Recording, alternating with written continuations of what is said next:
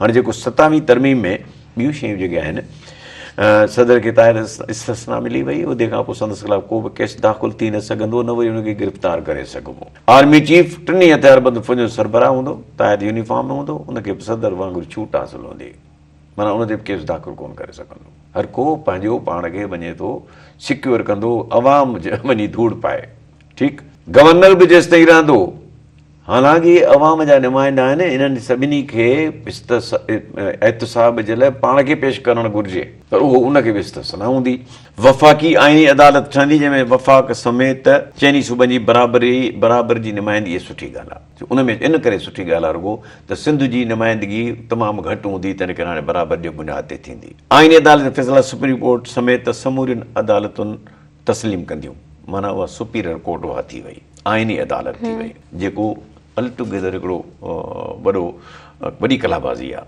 Supreme court त supreme court आहे न, ऐं उनखे तव्हां उनजा पर कटे छॾिया वञनि, जो हाणे वरी ॿी कोर्ट ठहंदी, जंहिंमें ई पंहिंजा नुमाइंदा मोकिलींदा हर सुबुह सियासतदान, जिते उहो फ़ैसिलो कंदो जेको सुप्रीम कोर्ट जे मथां लागू थींदो, सुप्रीम कोर्ट क़बूल कंदी। सुप्रीम कोर्ट जा पाण मुरादो अख़्तियार सो मोटो वठण जा अख़्तियार ख़तमु कया विया। हाणे बाबा ज़ालिमो, सो मोटो त उन्हनि ग़रीबनि जो थींदो आहे, चीफ जस्टिस उन्हनि जो वठिणो आहे, जेके न पहुची सघंदा आहिनि त उहो सो मोटो वठंदो आहे। उन में त तव्हां हुनजो सो मोटो अख़्तियार ख़तमु करण मां तव्हांखे छा मिलंदो। जजनि जी बदिली अख़्तियार हाणे सदर बदिरां जुडिशियल कमीशन हवाले कयो वियो। सूबाई काबीना में हाणे 5 बदिरां 7 सलाहकार थींदा, माना अञा हिननि खे पंहिंजा यार दोस्त अनइलेक्टेड माण्हू खणी ऐं उन्हनि खे ई सलाहकार बनाईंदा, वज़ीर जो हिकिड़ो उहिदो ॾींदा या पोर्टफोलियो ॾींदा हुनखे।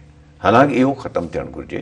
जॾहिं इलेक्टेड सूबाई असेंबली जा मेंबर आहिनि त ॿाहिरां केरु न अचे कैबिनेट में, पर जे अचे त 5 हुआ त हाणे 3 कना घटि कना वधाए छॾिया पंहिंजी सहूलियत ख़ातिर। को बि ॿी हुन में ख़ासि ॻाल्हि आहे त को बि सरकारी मुलाज़िम ॿिटी शहरत न रखी सघंदो। इहो ज़बरदस्त कमु आहे, इहो ज़बरदस्त कमु आहे जेको अॻु में थियणु खपंदो। हाणे त चिड़िया चुग खे त सभिनी ऑफिसरनि पंहिंजियूं शोहरतियूं वठी छॾियूं, उहो घणा सरेंडर कोन कंदा, घणा नौकिरी छॾे लाइ वेंदा, छो त उते हुननि जा खोड़ अरबे रुपयनि जी प्रॉपर्टीज़ पयूं आहिनि। पर देरि आहे, दुरुस्त आहे त वरी फ़ैसिलो सही आहे।